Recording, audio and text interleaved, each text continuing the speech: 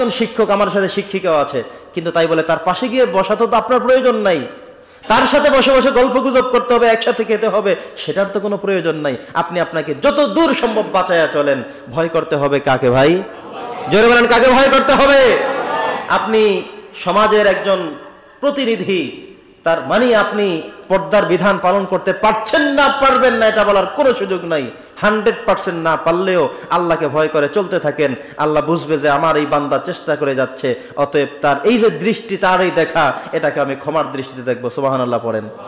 আপনি ব্যবসা করে যাচ্ছেন, এমন ব্যবসা যেই ব্যবসা আসবেই মহিলারা, জুতাই বিক্রি করেন মহিলাদের, শীতের বস্ত্র বিক্রি করেন মহিলাদের বস্ত্রগুলো, 3 পিস সহ যা কিছু বিক্রি করেন ম্যাক্সিমাম গুলো মহিলাদের। আপনার দোকানে মহিলা ঠিক আছে আসলো, আমি মেনে নিলাম, কিন্তু তাই বলে আপনি আপনার দৃষ্টি সংযত করে, অবনত করে, আল্লাহকে ভয় করে আপনি আপনার ব্যবসা পরিচালনা করেন, নিঃসন্দেহে আল্লাহ তাআলা আপনাকে জাযা দিবেন। কিন্তু আপনি তাকে বসাতে হবে, চার অর্ডার করতে হবে, মিষ্টি আলোচনা করতে হবে, কোন বাড়ি আপনাদের, ও অমুক আপনার হাজবেন্ড, এইটা আপনার দরকার নেই তো, আপনার ব্যবসা করতে বসেছেন, দাম জিজ্ঞাসা করে সহজে ছেড়ে দেন।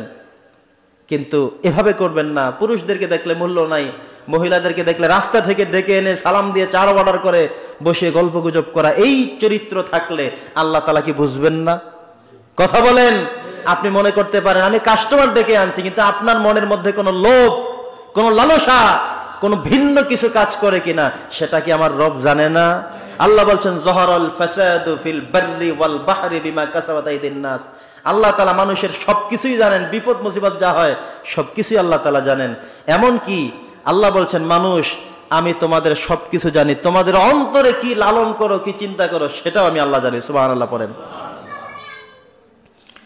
ভাইরা আমার, বন্ধুরা আমার, পর্দার বিধান এটা মায়েরা যেভাবে মানবে, মায়েরা যেভাবে শুনবে, তার চাইতে বেশি প্রয়োজন হলো আমাদের।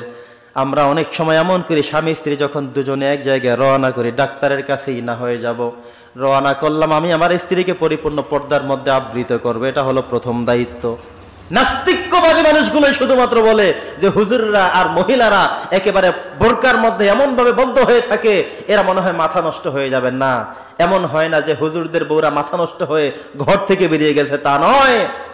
বরং তোমরা যারা মনে করো যে পর্দা করলেই মনে হয় মাথা নষ্ট হয়ে যায়, মুখ ঘামে শেষ হয়ে যাবে, এরা কখনো এটা হবে না। কারণ সে দুনিয়ার কারো হুকুম পালন করে না, সে পালন করে স্বয়ং সৃষ্টিকর্তার হুকুম। বলি সুবহানাল্লাহ।